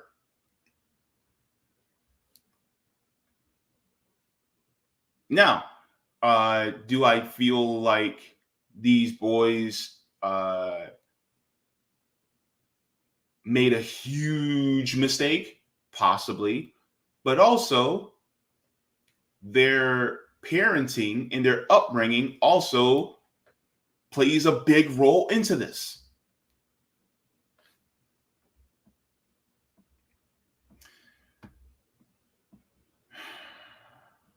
This is why I'm appreciative of people like Nick and Zoya for creating websites like 10 for Justice.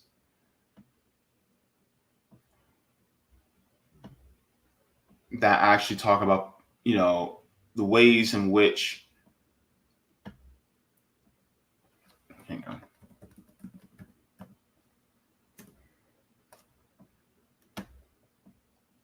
Is it working? Is the site down? Hang on. Maybe I'm typing it in wrong.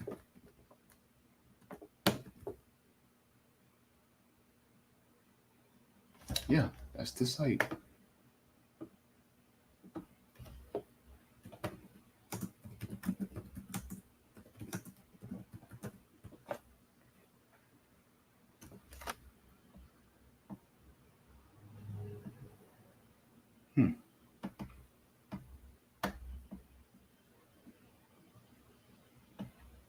Interesting.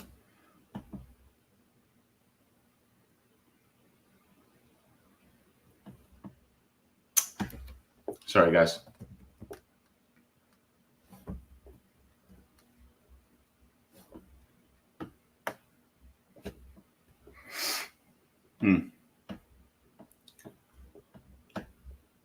This is one of the reasons why I think we need to start defunding the police on the road to abolition, because it is absolutely important to actually use our funding dollars to actually give us better public safety.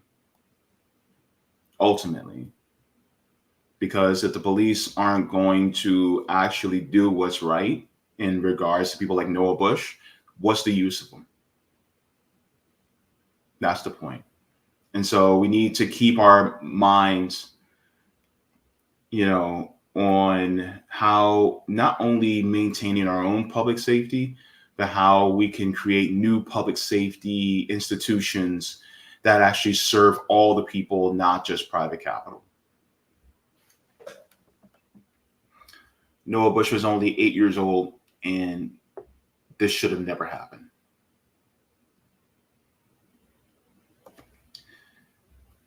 So go ahead and give the video a like, push this out in the algorithm. Thank you so very much. But yeah. Let's go to the chat.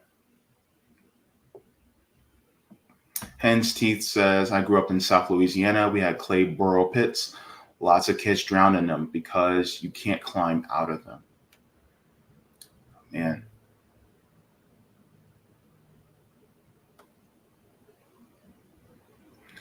Susan says, best swimming places, but dangerous. Ours was called the pits. It got turned into a landfill. Yes. Learn how to swim. Yes. Please teach your kids how to swim. In fact, I got a great nephew.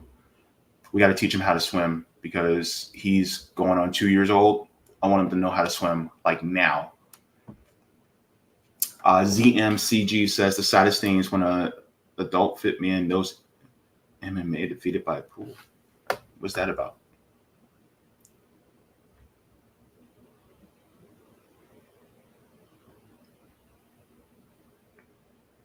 Luke Carlos says South Florida must learn to swim. Yeah. Ashura said, why didn't the other boys save him if they saw he couldn't swim?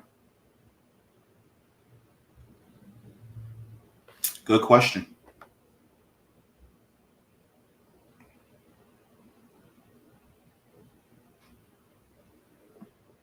Yeah.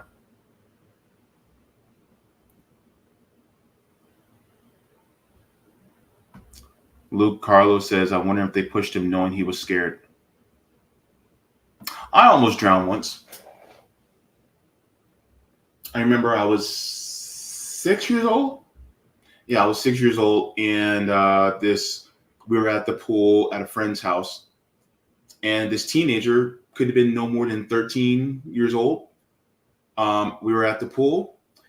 I didn't know how to swim, and he jumped on my shoulders and started riding me on my shoulders at 6 years old. So you got a 13-year-old with his legs on the shoulders of a 6-year-old. And I kept trying to come up for air, and he kept bouncing up and down on top of my shoulders. And I almost drowned. You know what I'm saying? So sometimes it may not always be just because, that they didn't know how to swim. It could also be nefarious things too. Because some reports are saying that the kid's head was held underwater. But I don't know if that's true. But things like this shouldn't have happened. And ultimately, you also got to remember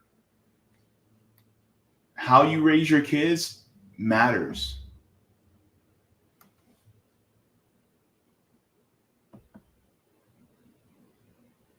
Let me see.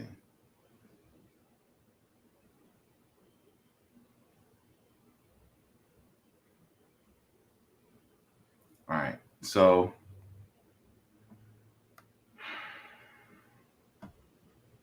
Mouse says, I have almost drowned twice, once kayaking in the Atlantic and once swimming in the Caribbean. Yeah. So, yes, please teach your kids how to swim, but also teach your kids to not be dicks. Because it could lead to somebody actually dying. Gosh. And then on top of that, the police covering it up, defund their ass. I mean, gosh. All right, so let's get to the next story. I'm gonna have to make this one fast, but we're gonna talk about what happened over the weekend with Microsoft. This was a story. For anybody that is in, tech, they know about the blue screen of death. Well, this blue screen of death went all over the world. It went like the artist Pitbull worldwide. Let's get into this. This was a crazy one. Let me share my screen really quick. Computer outages. All right. This is an NBC News special report. Here's Hoda Kotb.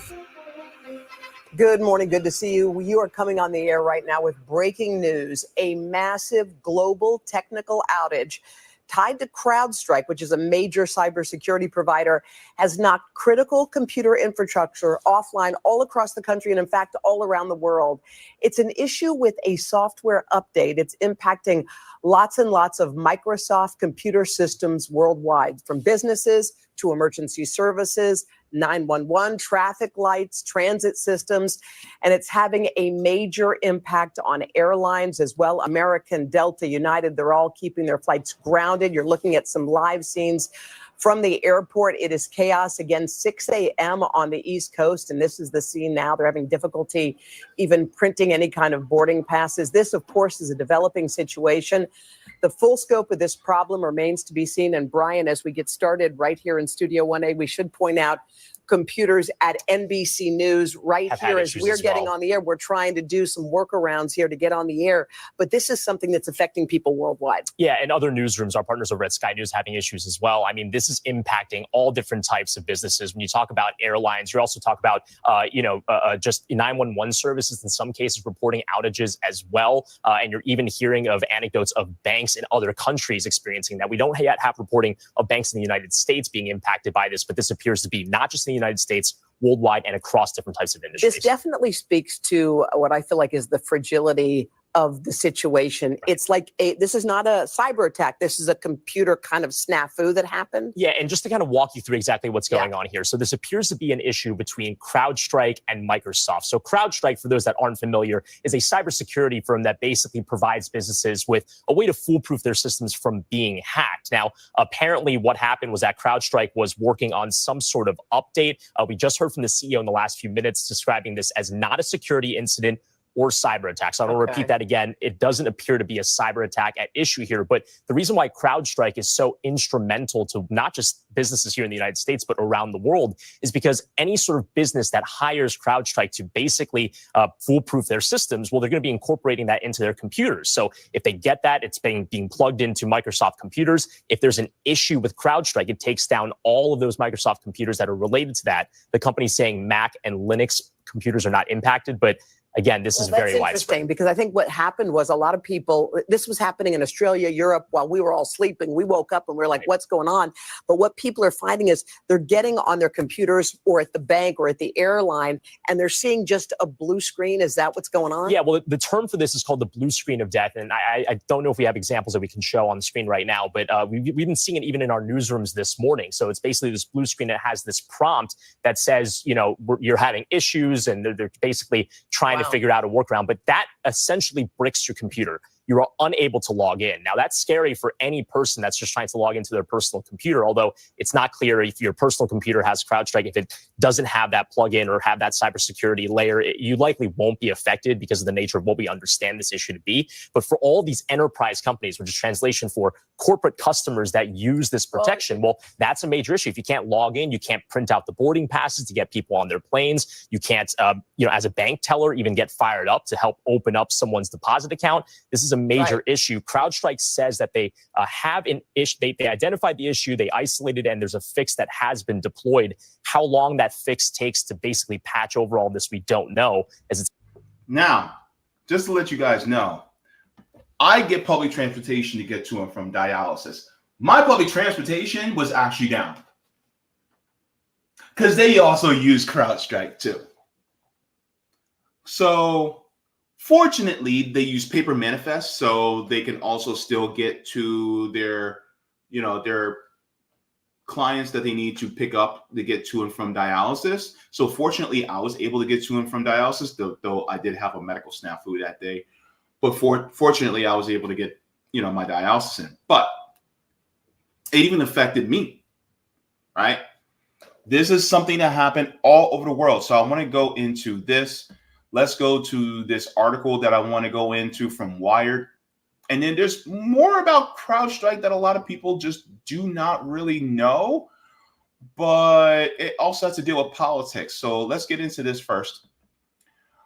So this happened. It says huge Microsoft outage caused by CrowdStrike takes down computers around the world. So it says a software update from cybersecurity company CrowdStrike inadvertently disrupted IT systems globally, taking down Windows machines offline. It says, so banks, airports, TV stations, healthcare organizations, hotels, and countless other businesses are all facing widespread IT outages, leaving flights grounded and causing widespread disruption. So essentially, everybody was messed up. It says in the early hours of Friday, companies in Australia running Microsoft's Windows operating system started reporting devices showing the blue screens of death. Shortly after, reports of disruptions started flooding from around the world, including from UK, India, Germany, the Netherlands, and the United States. TV station Sky News went offline. Now, I don't know if that's actually a bad thing. Well, it's corporate news. And it says, and U.S. airlines, United, Delta, and American Airlines issued a global ground stop on all flights. So this even affected hospitals. It affected, banks where you may need to get your money. And the only ones that weren't affected were Macs and Linux hosts were not impacted during the update. So I want to share as well that CrowdStrike has a lot of companies underneath them. And so I also want to bring this up too. It says within healthcare and emergency services, various medical providers around the world have reported issues with their Windows linked systems, sharing news on social media on their own websites. It says U.S. Emergency Alert System, which issues hurricane warnings, said that there have been various 911 outages in a number of states. In Portland, Mayor Ted Wheeler declared a city emergency as a result of some of the outages, although also said many systems were being restored. The White House official says President Joe Biden has been briefed on the CrowdStrike outages and his team is monitoring the situation. Says Germany's University Hospital Schleswig-Holstein said it was canceling some non-urgent surgeries at 2 locations and is not real. More than a dozen hospitals have been impacted, as well as pharmacies, with reports saying ambulances have been rerouted to unimpacted medical organizations.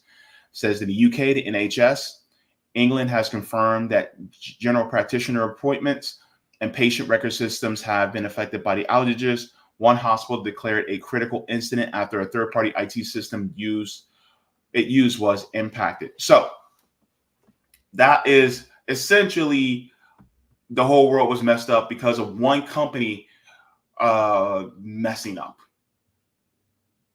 So I want to share this as well, because I want to share what actually happened in a more layman's term, and also who wasn't affected is also just as interesting. So let me go here. Yes. This is what I want to go to. All right. This one's kind of funny, but it's funny but serious. All right. So this titled "Some Bad Code Just Broke a Billion Windows Machines." So let's get into this. If you woke up today, you should probably just go back to sleep because your Windows work computer will likely have a blue screen of death. Today, millions, if not billions, of Windows computers got insta-bricked around the world thanks to an update pushed by enterprise cybersecurity firm CrowdStrike. And it's bad. Airports are shutting down, hospitals are unable to treat patients, banks aren't able to get your money, and the Arby's drive-thru window went down, forcing people to hunt stray cats in the street just for food. What's hilarious, though, is that a top cybersecurity firm just messed up the global economy in a way that the evil hackers they protect you from could only dream of. In today's video, we'll take a look at the technical side of this disaster and find out how such a catastrophic mistake like this can even happen in the modern world. It is July 19th, 2024, and you're watching The Code Report. Corporate America is in panic mode right now because everybody's work computers are bricked, and that means the hamsters can't keep spinning the wheels. A huge number of Fortune 500 companies use CrowdStrike for cybersecurity. It's got over 500 clients on the Fortune 1000 list. Its primary product is called Falcon, a tool that provides endpoint protection using artificial intelligence and analytics to detect threats in real time. It is publicly traded and its stock is down right now, and for good reason, because everybody's blaming them for causing Windows to deliver its blue screen of death. Luckily, Mac OS users and Linux chads are unaffected. To understand why, we first need to understand how CrowdStrike's Falcon sensor actually works. It's installed just like regular software, but integrates with the operating system at a low level, often using kernel mode drivers, and basically just sits there in the background looking for anomalies. It collects telemetry data, produces reports, and offers a bunch of other incomprehensible techno-nonsense products to justify multi-million-dollar enterprise contracts. But the bottom line is that it's third-party software that sits in the critical path of a computer, which means if it fails, the entire computer might fail. And that's exactly what happened here. Apparently, an automated software update last night had some bad code in it, and every computer that got that update is now dead. Now, part of the reason this is really bad, Oh my God, is this bad? is that it's not just a regular outage, but every affected computer needs to be rebooted in fail mode, so the driver can be removed manually. And most employees don't have access to do that on their own, and that means IT guys are going to be really busy today. It's the IT guy equivalent of being a surgeon in World War I. And the consequences are real. The London Stock Exchange was disrupted, most Indian airports went down, causing them to write boarding passes by hand, along with a ton of other issues. To CrowdStrike's credit, they were quick to point out that it's not a security incident or cyber attack, and explained it this way. Yeah, listen. We fucked up. But they were quick to fix it, and the fix is really easy. All you have to do is detach the operating system disk, create a snapshot or backup of the disk, mount a volume to a new virtual server, navigate to the WinDir drivers directory, locate the file C0000291.sys and delete it, detach the volume from the new virtual server, then reattach the fixed volume to the impacted virtual server. Piece of cake, but option 2 is to go to Home Depot and buy a sledgehammer, then use it to uninstall Microsoft Windows and switch to Linux. I do feel really bad for the programmer who updated this driver though, because the tech lead's about to run Get Blame and blame them for this whole mess. Not only is this person about to get fired, but they also have blood on their hands for shutting down the hospitals, transportation networks, and Arby's family restaurants that we need to survive. If you're that guy... Hang on, let me say this.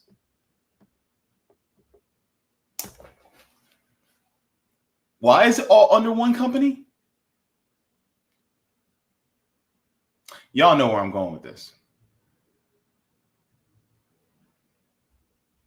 Why are we enlisting our cybersecurity to most of our cybersecurity to one company? See, this is why when people talk about capitalism breeds innovation, that's why I laugh at them, because I'm like, so much innovation, and yet one company made a mistake and it brought down nearly the entire Western world.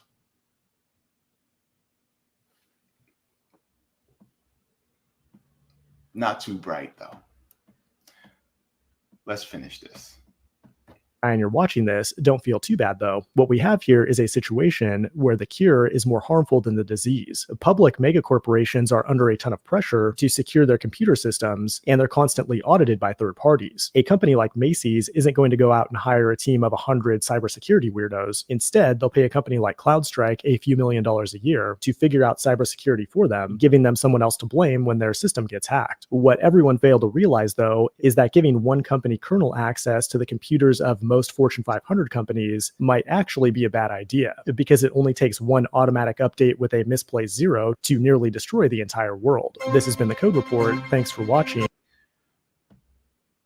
Yeah, it's not a good idea to put all that power into one company like that. I agree. And if you guys have not been up to date on who CrowdStrike is, they're involved in some political scandal too. I want to share this as well because I think it's important. Aaron Mate actually chimed in on this. And CrowdStrike is tied to the Clintons. Says Aaron Mate said CrowdStrike is in the cyber firm that generated the claim that Russia hacked the DNC, setting off Russiagate, even though CrowdStrike was working for the Clinton campaign. The FBI relied on it rather than independently investigate the hacked DNC servers. This is what happens when you outsource what something should be done by the public sector to the private sector. That's what happens. And now you get things like this. All right, let's continue. It says it only emerged 4 years later that CrowdStrike had no evidence of Russian hacking. The Clinton campaign, CrowdStrike, and Mueller had all concealed this. They even gave false statements to Congress about it. Since then, CrowdStrike has grown to such a powerful force that it today was responsible for global outage that it disrupted air travel and banking. So there is a article about it from Aaron Mate, and I'll put that in the chat. Due to the sake of time, I can't really go over it too more.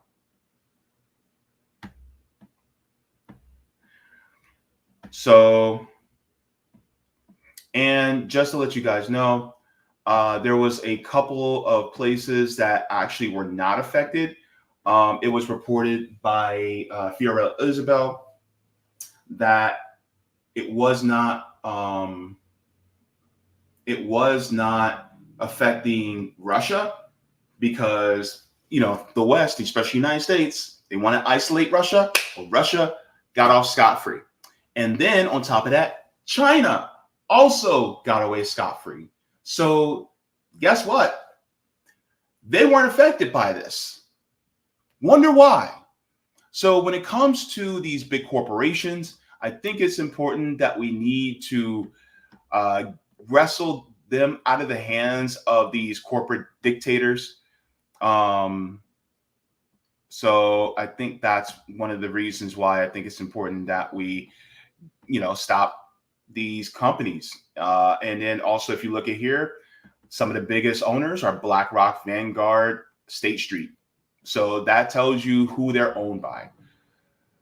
So yeah, they're the reason why things went to shit. So that being said, I'm going to head on out because I know Nick is live now and I'm going to go over there. But I just wanted to make sure I get to the super chats before I go. Penny says Zoya was right there, right? JVP, their campaign for Ilhan and Dems. Okay, thank you so very much for that. There was another one. Roger Meadows says, please watch miniseries Doc Valley of the Boom. All right, so we got that. And just making sure, okay, we also have a tip on Rockfin. Sorry, Nick, I know that you want to go live. I got this going on right here. I just want to make sure I get this going too. All right. And then Roger Mill says government lost all leverage when it comes to earning the public trust to move towards digital currency. Also provides momentum for the paper ballot movement when it comes to voting. Agreed. Definitely. Thank you so very much for that. All right, everybody. So be sure to stay on this channel. Go over to Nick. I'll be going over there to talk about this breaking news story because this is going to be very interesting. But thank you so very much to everybody. I will see you guys in the next one. Yes. And thank you so very much for Kim Ives for coming on to talk about Haiti. It was a great one. All right, everybody. Deuces, Bruces. Love you. Mwah, forehead kisses until I see you in a few minutes. Bye.